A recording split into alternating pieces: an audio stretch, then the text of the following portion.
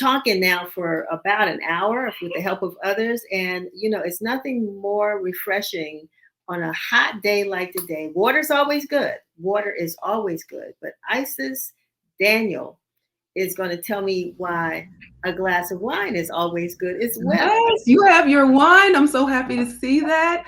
But yes, wine is a everyday thing around here for the Millennial Somm.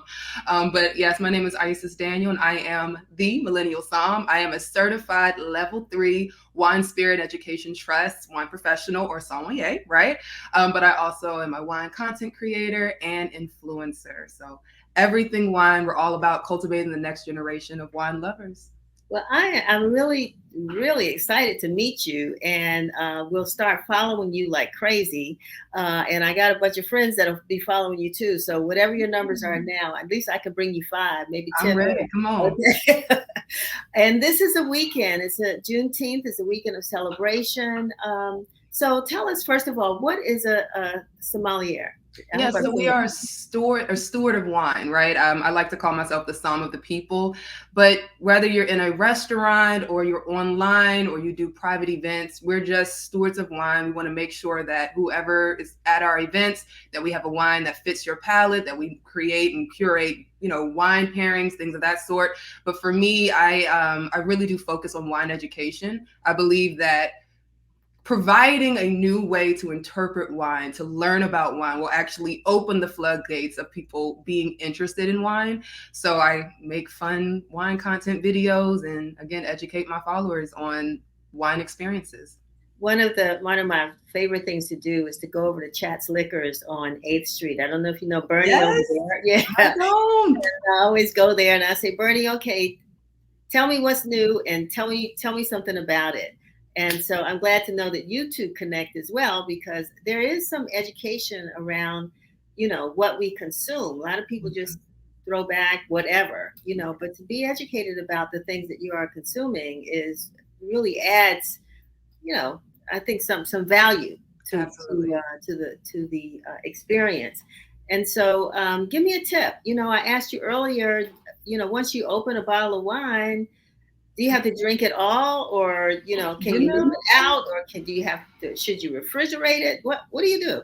So wine is all about your needs and the mood that you're in. So sometimes you can open up a bottle of wine when you have friends over, you're able to totally just finish the bottle, right? But there are moments where you're not going to be able to complete the full bottle. So there are recommendations. The typical, keep your cork or your screw top, put it back in the refrigerator, and when you put it in the fridge, you have about 3 to 5 days to drink it before it starts to turn. However, there are other technologies out there, which I am actually in partnership with Corbin Preservation System.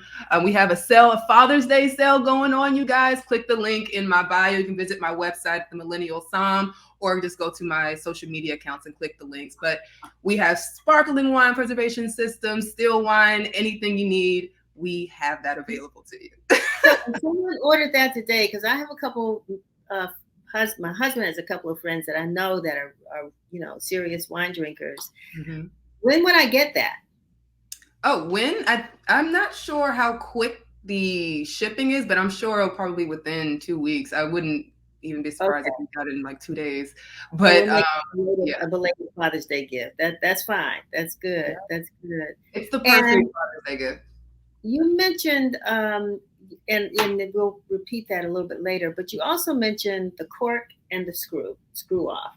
Yes. And some people have some attitudes about what's better. Talk to me about that. Yes, let's talk about it. This is one of I get the world's smallest violin, start playing it, right?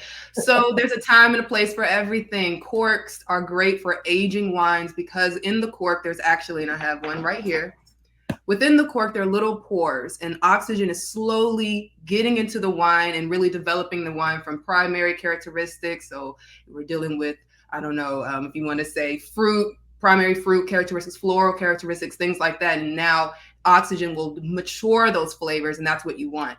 If you have a screw top, that doesn't mean that the wine is less quality, what it means is that you should drink it now. This is not a wine suitable for aging. Within 2 years, you should open it up and drink it. And these wines are typically light, fruit forward, and easy drinking wines. So it's really about style rather than quality when you see a screw top versus a cork.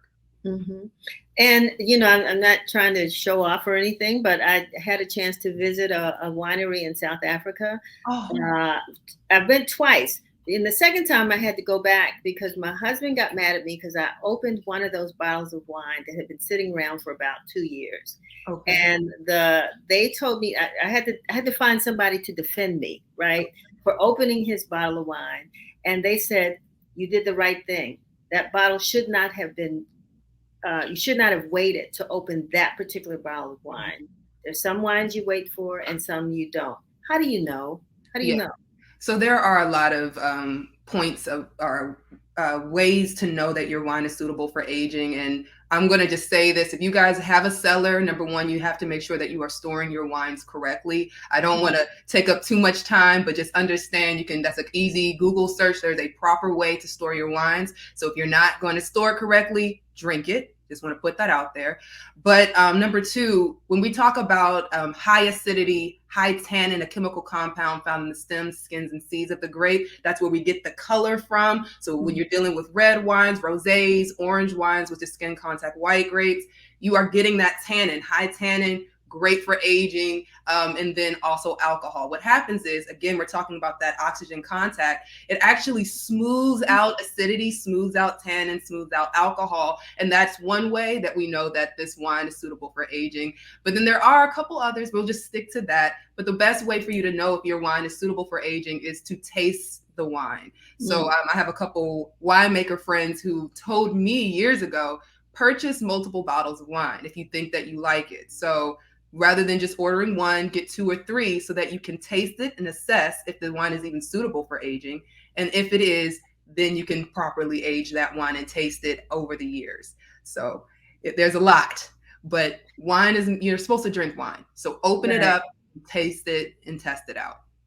Well, we need you. You know, I'm glad. I see why you're so popular, and folks need a place to go with someone that they can trust, who give them the right information. Do you have a there's so many kinds of wines now, and I think last year, I don't know if it was last year or this year, when the rosés were coming back and they were very popular. I noticed your glass was a little pink there.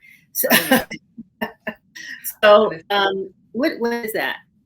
So this is Pour Noir. This is actually an African-American owned brand that I am testing out, which is so funny because they don't know that I'm going to give them a shout out. But this Pour Noir, Pour Euphoria is the rosé. I actually am enjoying this wine. It is perfect for the summertime. Grapefruit, strawberry, cherry. Also has a little bit of like that strawberries and cream flavor there.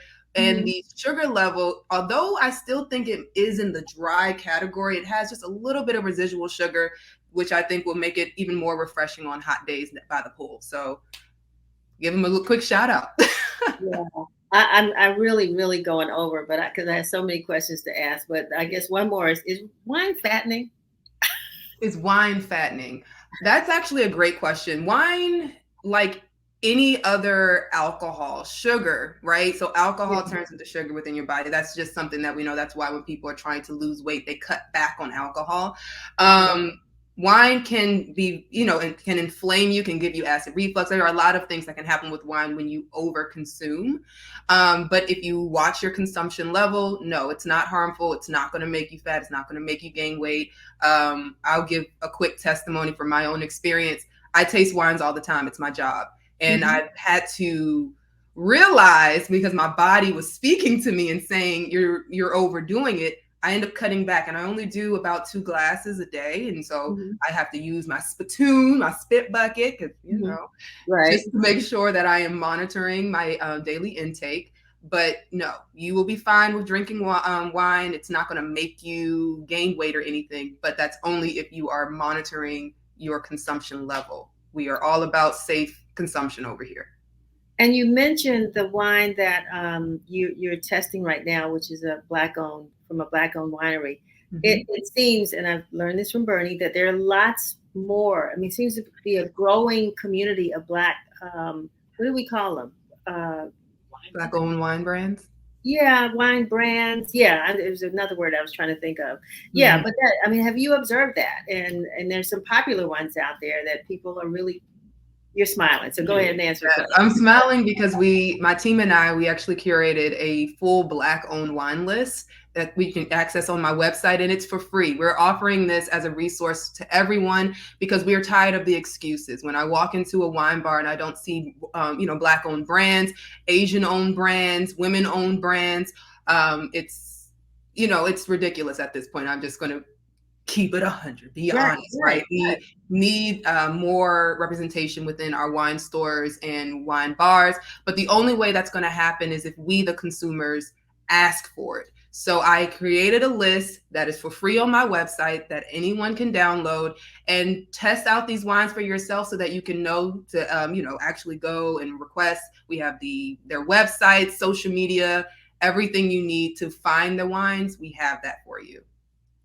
Isis, you are a wealth of knowledge and good information. And I just thank you, one, for your patience and waiting to be with us today. And we want to continue to build the relationship. I just really appreciate what you're doing. And that is good information. That's the most important thing. And you got some free stuff. And you're, paying it forward by supporting others who are in this business. So tell me one more time what that contraption is back there. Oh, Coravin. Coravin, Coravin. I know my light might be a little harsh. This is the sparkling wine. This is the one I use all the time. Oh my gosh, I love my sparkling wines. Okay. But we have this, and then also we have the pivot, which is for still wines, easy to use. I actually used it today for the wine that I poured. Wonderful. So this wine will keep up to 4 weeks. Okay. Mm-hmm. Fantastic. Well, I didn't ask you how you got into this and why you got into this, and I'll just come back. Huh?